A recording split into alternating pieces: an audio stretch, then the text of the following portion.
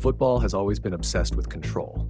Not just winning, but controlling how the game behaves, where it is played, how fast it moves, what decisions are allowed to exist under pressure. Over time, that obsession became structure. Midfielders were no longer just creators, they were regulators. The safest pass became the most valuable one. The most repeatable decision became the most trusted. And in that environment, a certain type of player began to stand out. The predictable one, the efficient one, the one who fit. But every so often, a player appears who doesn't really fit the logic of systems built to contain chaos.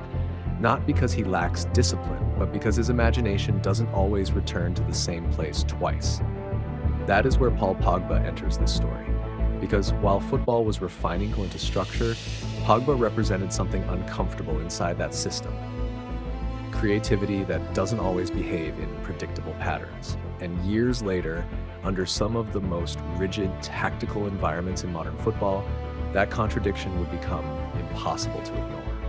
But to understand why a player can feel both essential and difficult to build around, you have to go back to the moment where structure first tried to define him. He didn't arrive in football as a mystery.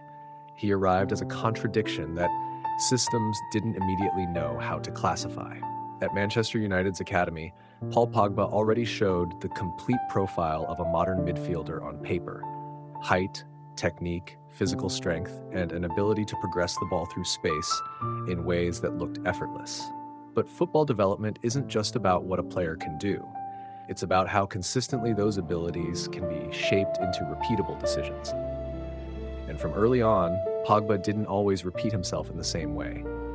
In one sequence, he would circulate possession safely, fitting into the rhythm of the team without disruption. In the next, he would break that same rhythm entirely, carrying the ball through midfield with a confidence that bypassed structure rather than reinforcing it. Not reckless, but self-directed. He didn't always wait for the system to open a lane for him. He sometimes created the lane through movement that wasn't pre-registered in the team's shape. That difference might look small in isolation, but within structured football, it changes everything, because systems rely on predictability to maintain balance. This is where the first tension appears.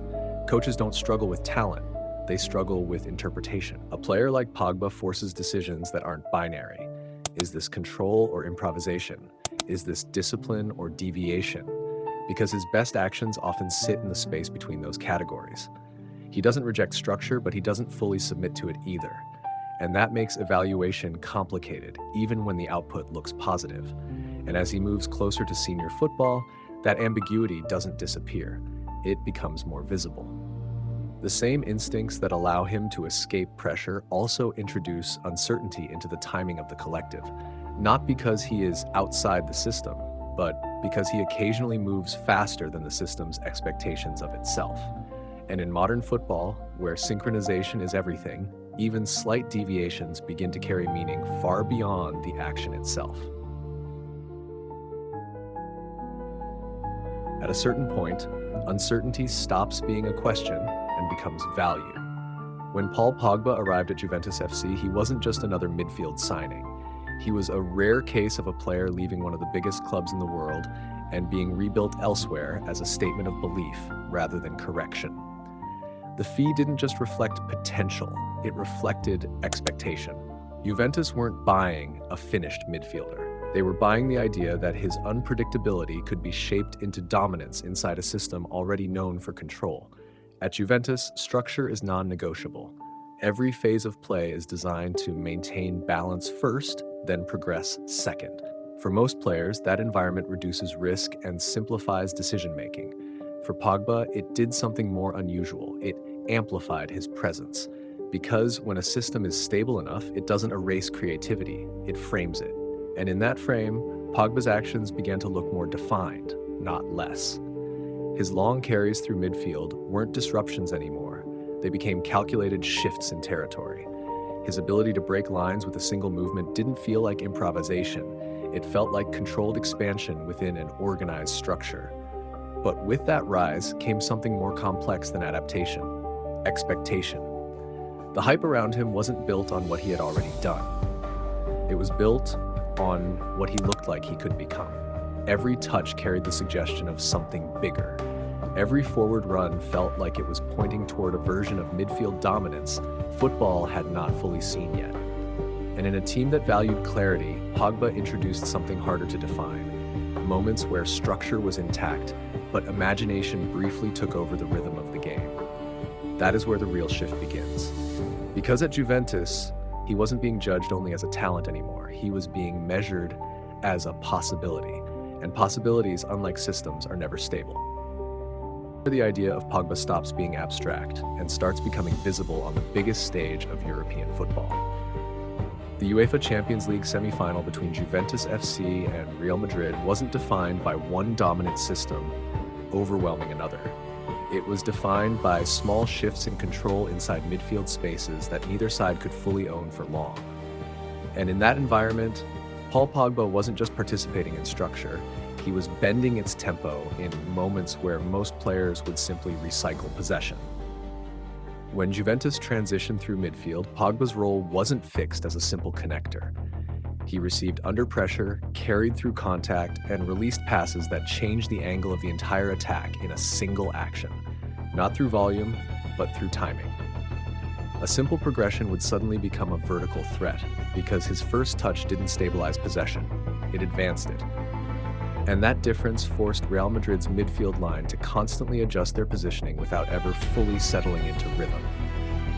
But what made his influence difficult to isolate was how it appeared inside a structured team. Juventus didn't rely on chaos, they relied on control. Yet Pogba introduced controlled unpredictability inside that framework. A moment where he would slow the game just enough to draw pressure in, then break it instantly, with a forward action that disrupted the spacing behind him.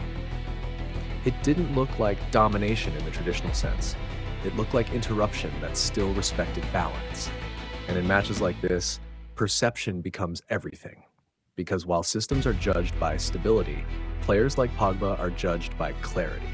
And he didn't always offer the kind of clarity coaches or analysts expect. Instead, he offered something harder to measure. The ability to change what the next 5 seconds of the game would look like without fully controlling the previous 5. And against elite opposition like Real Madrid, that kind of influence becomes both powerful and difficult to contain within a fixed role. At Juventus, structure was never optional, it was identity. Every midfielder had a clearly defined responsibility within a system designed to reduce chaos before it formed. In that environment, Paul Pogba wasn't asked to be unpredictable. He was asked to make unpredictability usable. That distinction mattered more than it first appeared.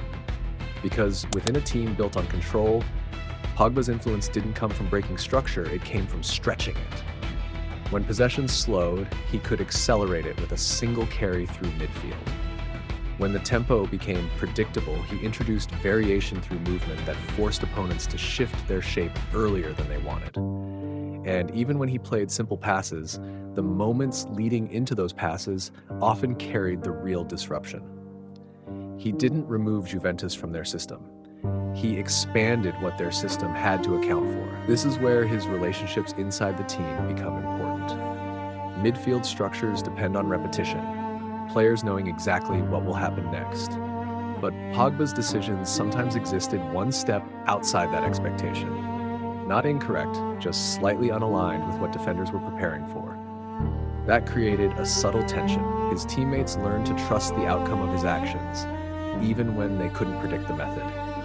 In a system built on clarity, he introduced controlled uncertainty. And over time, that tension became part of his identity at the club. Not as inconsistency, but as a different type of intelligence.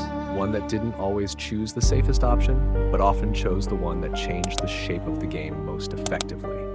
Juventus didn't lose structure because of him. Instead, structure had to widen to accommodate him. But that same quality also carried a hidden cost, because the higher the level of control required, the harder it becomes to fully rely on actions that cannot always be replicated in the same way twice. And in modern football, where repetition is often valued as much as brilliance, even controlled unpredictability begins to raise questions about how a player should be used, rather than whether he is effective. By the time his career matured, Paul Pogba had already forced football into an uncomfortable conversation about what it actually values. For years, the game had been moving towards structure, repeatable patterns, controlled spacing, minimized risk.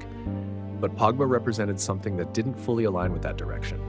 Not because he was outside the system, but because he operated inside it in a way that didn't always prioritize repetition. And modern football, for all its appreciation of creativity, still depends heavily on predictability to function at the highest level. This is where his legacy becomes more complex than simple success or failure.